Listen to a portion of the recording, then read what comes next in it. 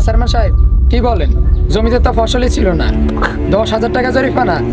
একটু আমার দিকে তাকাইন। মিয়া চুপ থাকেন, এখানে চেয়ারম্যান সাহেব আছে না, বেশি কথা বলে। কিন্তু চেয়ারম্যান সাহেব, আপনি যেটা করতেছেন এটা তো সালিশ না, এটা একটা চাঁদাবাজি। হুজুর, গ্রামের নিয়ম চালাতে হলে একটু কড়া হতে হয়। আপনি হয়তো এগুলো এখনো জানেন না।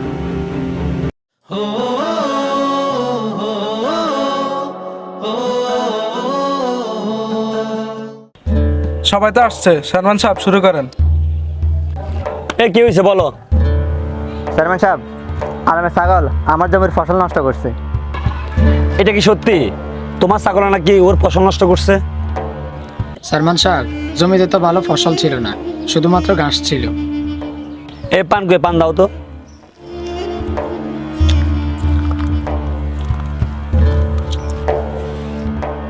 দুইজনের কথাই তো শুনলেন, এখন কি করা যায়? একটু আমার দিকে তাকাইন।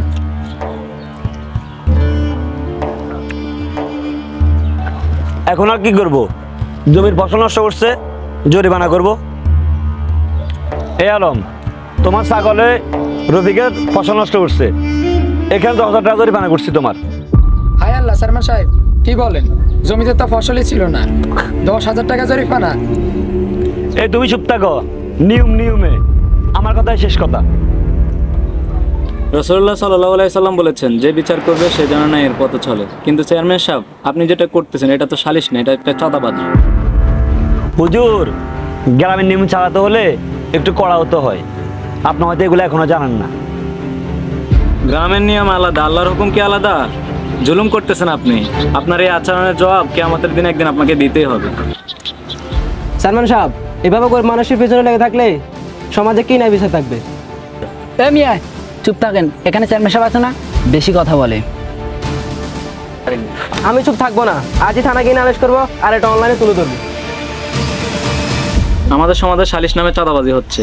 মানুষ ভয় পায় প্রতিবাদ করতে, কিন্তু মনে রাখবেন জুলুম চিরস্থায়ী নয়। যারা জুলুম করে তাদের জন্য আল্লাহর আযাব ভয়ানক।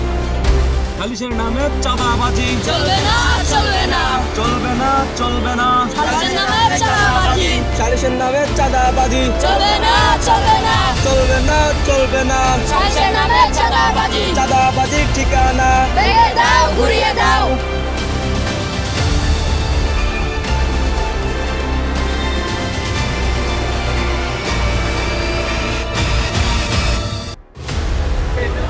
আজ যদি আমরা এটা নিয়ে চুপ থাকি, কাল আমাদের উপরও জুলুম আসবে। আসুন আমরা অন্যায়ের বিরুদ্ধে দাঁড়াই, সমাজকে ইসলামের আলো বদলাই। চাঁদাবাজির ঠিকানা এ বাংলায় হবে না। আমরা আসুন চাঁদাবাজির বিরুদ্ধে রুখে দাঁড়াই। আজ কাম শেষ, আমার বিরুদ্ধে মিছিল হইতেছে। সামনের দিকে চাঁদাবাজি ও ঘুষ নেওয়া যাবে না, এখান থেকে কেটে পড়ি।